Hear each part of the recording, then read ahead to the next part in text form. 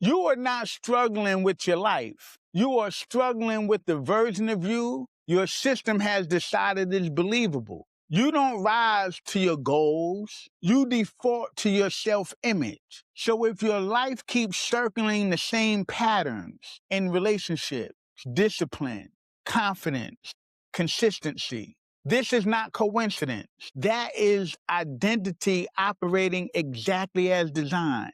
And if you don't understand how your self-image was built, you will spend your life trying to fix outcomes without ever changing the system producing them. Self-image is not confidence. Self-image is not self-esteem. Self-image is not what you say about yourself. Self-image is the internal system of beliefs, expectations, predictions your mind and your body use to determine who you are and how your life should go. It's built through repeated experiences, emotional intensity, interpretation, not facts, reinforced patterns over time. Your self-image is not a thought.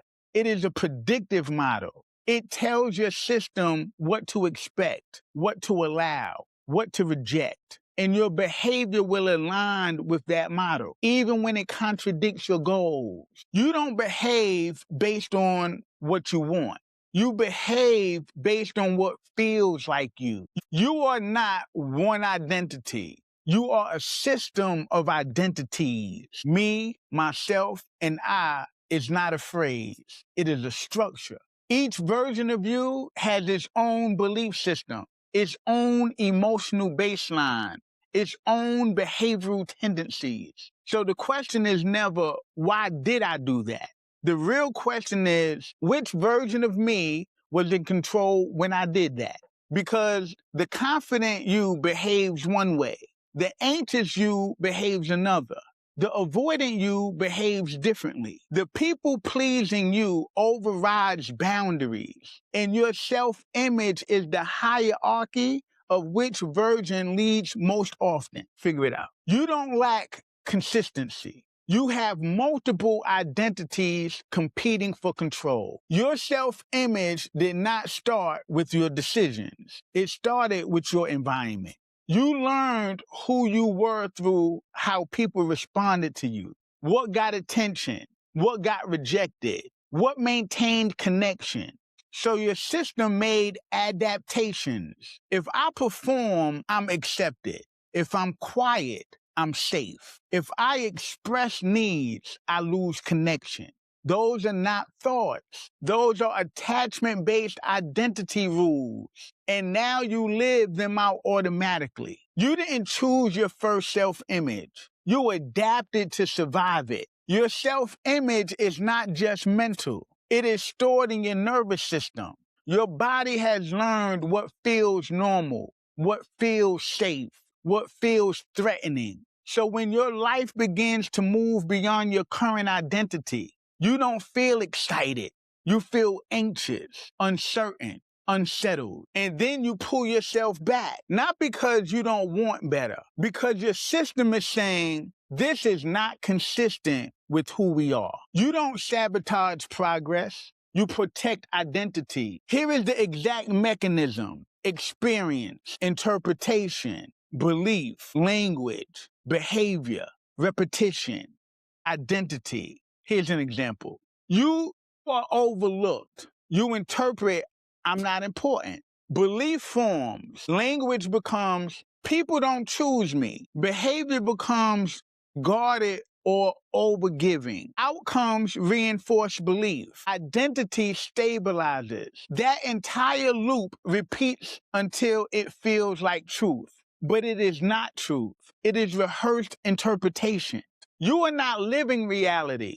You are living the interpretation you practice the most. We are not staying in awareness. We are moving into structured identity reconstruction. You are not one voice. You are a system of parts, adaptive shift. Instead of, I am insecure, you say, a part of me is operating from insecurity right now. That does three things: remove global identity labeling, creates internal separation, introduces leadership.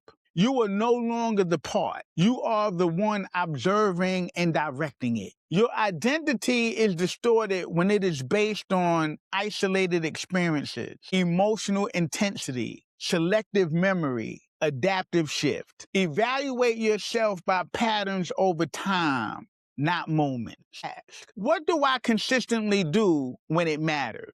That is your current identity, not what you say, not what you intended. Most identity is inherited and automated. Adaptive shift. Before action, ask, is this intentional or automatic? Is this deliberate or reactive? Is this creative or patterned? If it is automatic, reactive, or patterned, it is not your chosen identity. It is your conditioned one. Misalignment sustains a broken self-image. You think one thing, say another, do something else. Adaptive shift. If you think I deserve better, then your language and behavior must reflect that. Otherwise, your identity will follow your behavior, not your thoughts. Insight does not change identity. Repetition does. Adaptive shift. You do not wait to feel aligned. You act aligned until it becomes natural. Your identity is not shaped by what you understand. It is shaped by what you repeat. If your identity changes under pressure, it is not integrated. Adaptive shift. Practice the same behavior when calm, when triggered, when uncertain. This is how identity stabilizes. Your life is not random, it is patterned.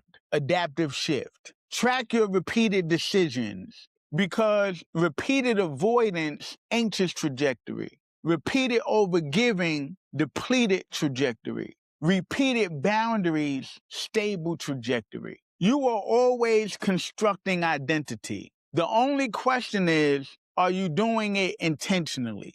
Adaptive shift. Define clearly who I am becoming. What behaviors reflect that? What patterns must stop?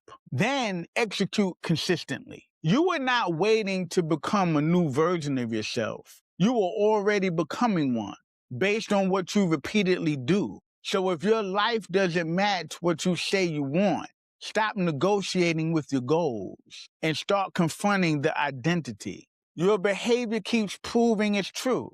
Understanding your psychology matters. It helps you understand the patterns shaping your life. Understand clearly. Integrate deeply. Grow yourself great.